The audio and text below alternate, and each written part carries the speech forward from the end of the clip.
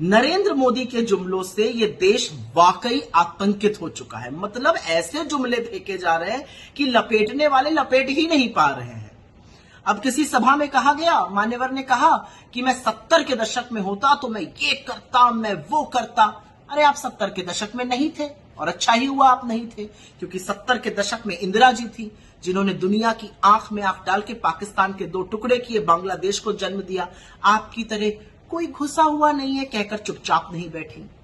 आप अब है ना, आप 14 से 24 तक आप ही आप थे, हर तरफ आप थे, हर नजारे में आप थे, हर फ्रेम में आप थे। क्या किया आपने? आप तो बहुत कुछ कर सकते थे। आप चाहते तो आप करोड़ों युवाओं के लिए रोजगार बनाते, लेकिन आपने उनको पकौड़ा तलने की सलाह दी। आपने हजारों लाखों सरकारी पद खाली रखे जो उनको दिए जा सकते थे।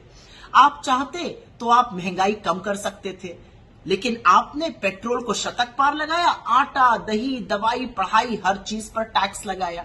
आप चाहते तो आप गरीबी को कम कर सकते थे, लेकिन आपने इस देश के गरीब को और गरीब बनाया और अमीर को और अमीर बनाया, और उस खाई को इतना बढ़ा दिया दोनों के बीच में कि देश के आपके जो अमीर मित्र हैं वो 1600 करोड़ रुपए कमा रहे हैं दिन का, और गरीब बेचारा 46 रुपए रोज पर गुजर बसर कर रहा है। आप चाहते तो आप मजदूरों के लिए बहुत कुछ कर सकते, लेकिन आपने तो लाखों मजदूरों को चिलचिलाती धूप में पैदल चलवा दिया। पैरों में छाले और फफोले लिए वो विवश होकर पैदल चलते रहे, और आप सुप्रीम कोर्ट में झूठ बोलते रहे। अरे आप चाहते तो आप कोरोना का प्रबंधन करते, लेकिन आप तो मस्त थे अपनी ही दुनिया में, अपने ही राग लाप में। तो आपने हजारों लाखों को लाशों को तैरने दिया गंगा में। आप चाहते तो आप किसानों को एमएसपी देते, कानूनी गारंटी देते उसकी, लेकिन आपने किसानों को छला। आपने किसानों के ऊपर आंसू गैस के गोले चलवाए, आपने किसानों की सड़कें खुदवाई, उनकी कीलें गड़वाई। आपने क्या क्या नहीं किया किसानों का। 700 किसानों की शहादत हो गई, आप देखते रह गए। आप चाहते तो आप महिलाओं के लिए इस देश को और सुरक्षित कर सकते थे, लेकिन आपकी नाक के नीचे महिलाओं के खिलाफ अपराध होता रहा, और आप अपराधी और दोषी के साथ खड़े रहे, उन्हीं को संरक्षण देते रहे। आप चाहते तो आप हाशिए पे पड़े लोगों को मुख्य धारा में ला सकते थे। हम गिनती करते रहे, आपने हमारी एक ना सुनी। तो आप बहुत कुछ कर सकते थे, लेकिन करी है आपने जुमलों की बौछार, और करा है आपने बहुत लोगों को बरगलाने का काम।